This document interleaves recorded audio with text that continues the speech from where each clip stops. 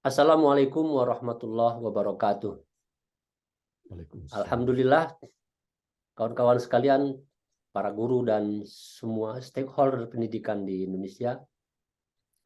Selamat datang kembali dalam perbincangan kita, Gerutas, Gerakan Guru Berkualitas.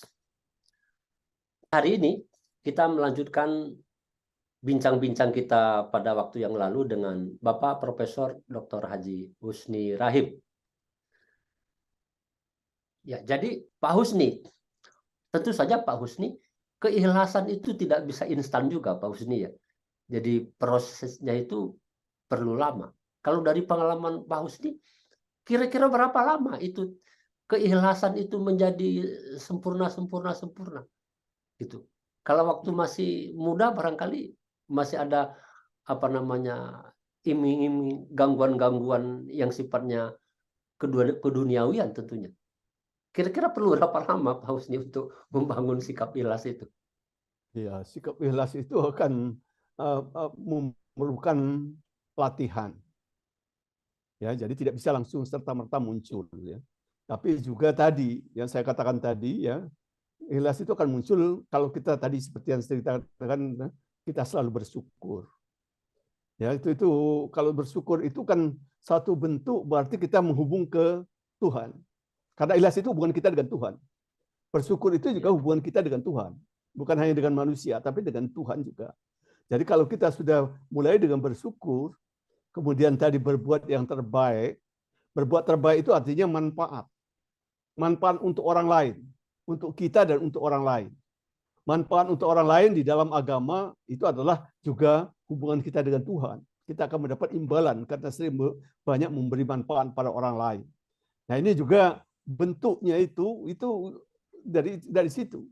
Jadi keikhlasan itu tidak muncul. Kalau saya rasakan itu, saya tidak pernah merasa muncul, oh setelah sekian tahun muncul ikhlas.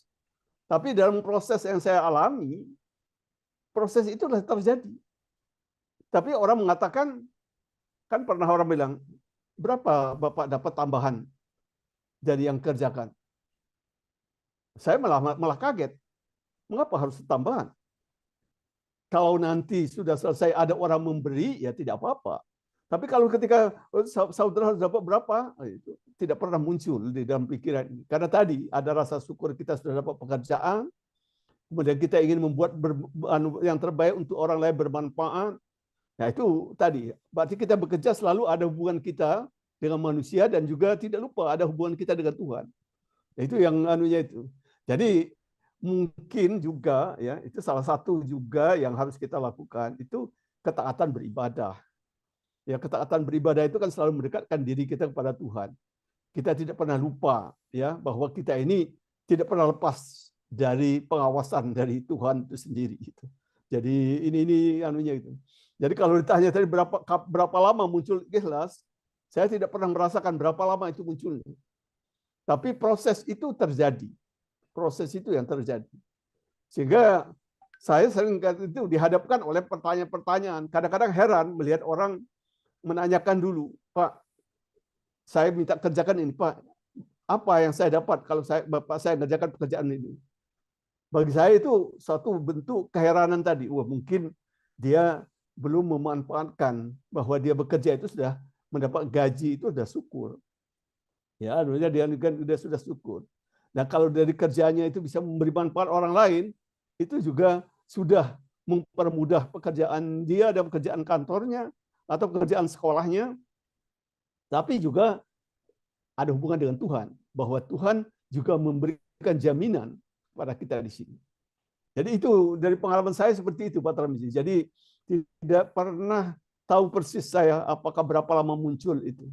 Tapi dari proses yang saya lakukan, itu terjadi seperti itu. Baik, kawan-kawan sekalian, jadi rajin bekerja keras, kemudian bekerja cerdas, bekerja ikhlas, sesungguhnya itu harus menjadi satu paket sebetulnya.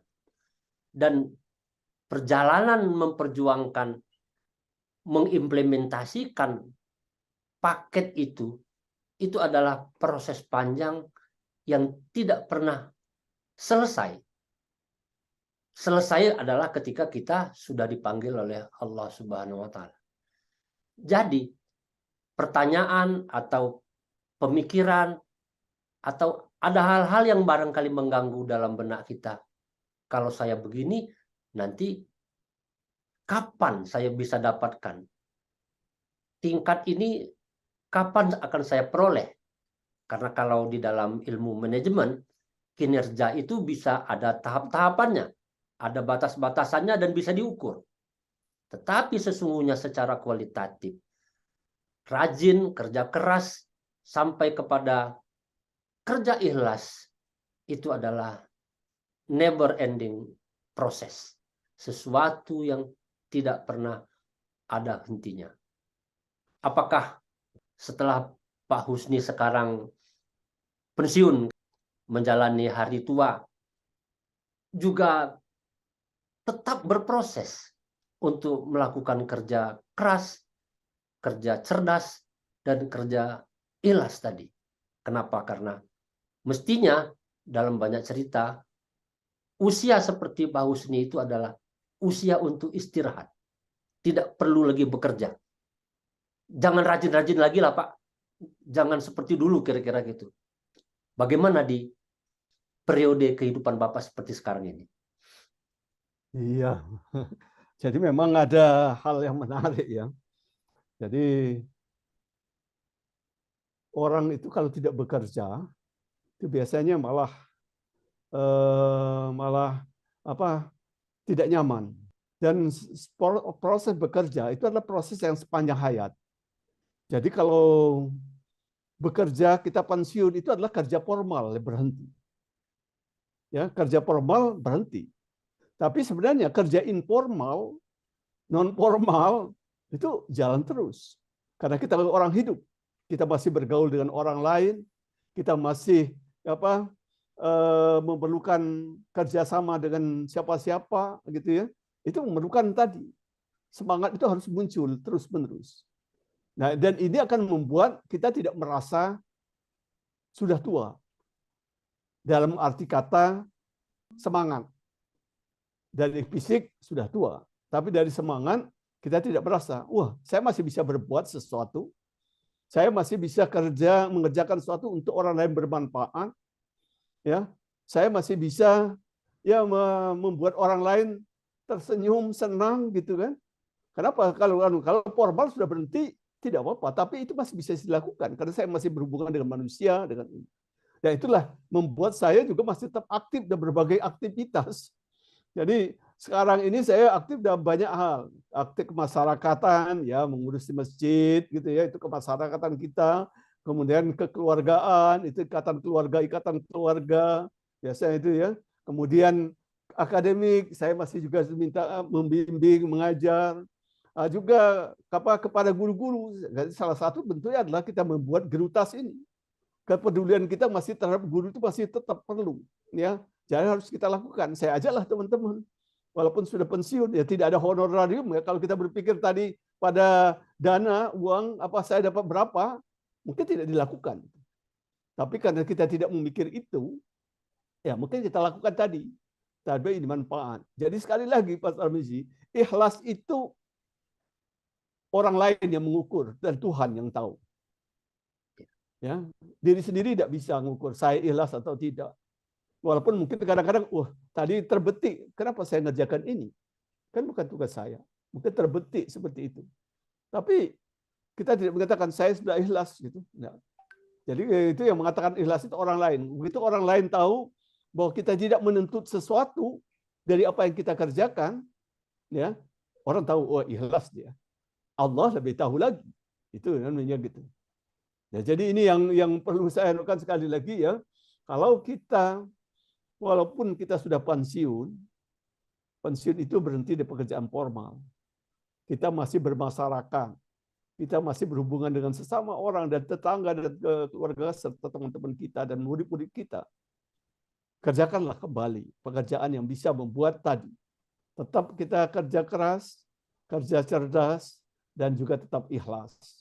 Kalau kita tidak ikhlas, berat Pak Tarmizi. Kalau kita tidak ikhlas, itu kita mesti diajak suatu, Pak, ayo kita mendirikan sekolah. Saya mau dijadiin apa di sana? Nanti saya jadi udah apa? Nah, itu kan gitu. Tapi kalau kita tidak dari, ayo dirikan, mari kita buat sekolah ini. Ayo kita sama-sama kan gitu.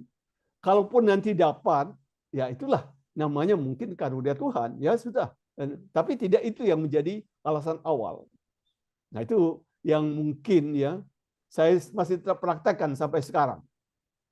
Ya, walaupun kita sudah pensiun ya, tapi dari segi penghasilan mungkin tidak sebanyak ketika kita bergaji penuh, ya, tetapi kita tetap ya bekerjalah tadi apa yang bisa kita kerjakan membuat orang bermanfaat, ya.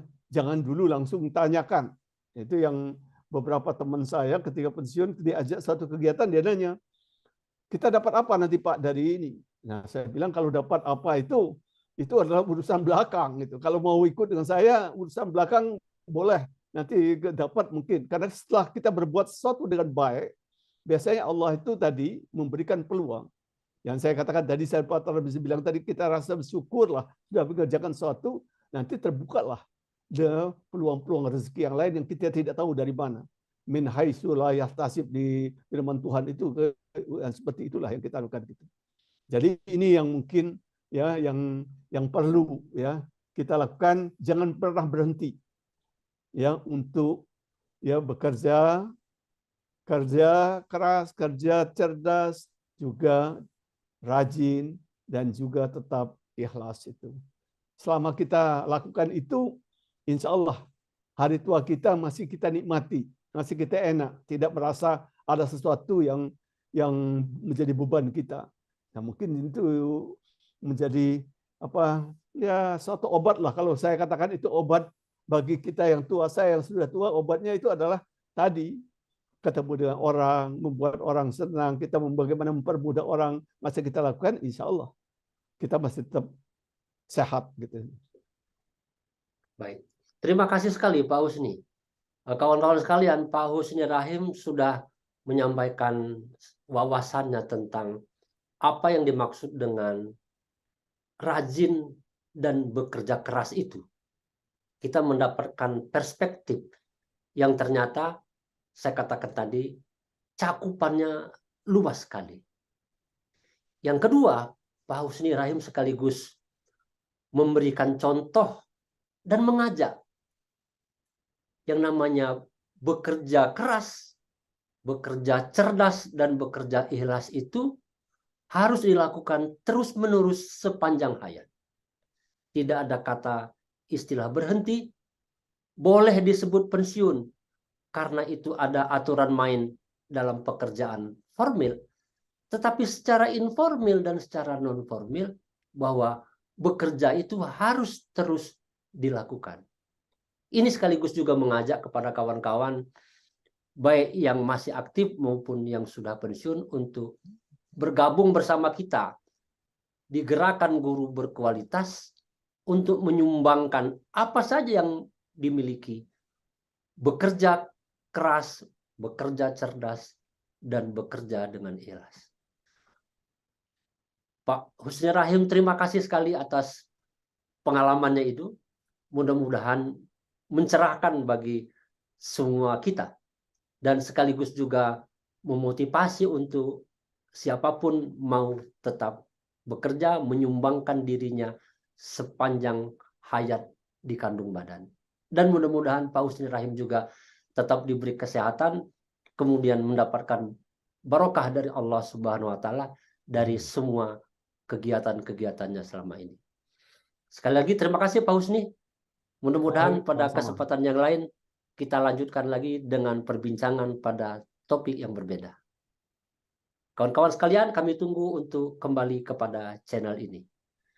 Wassalamualaikum warahmatullahi wabarakatuh.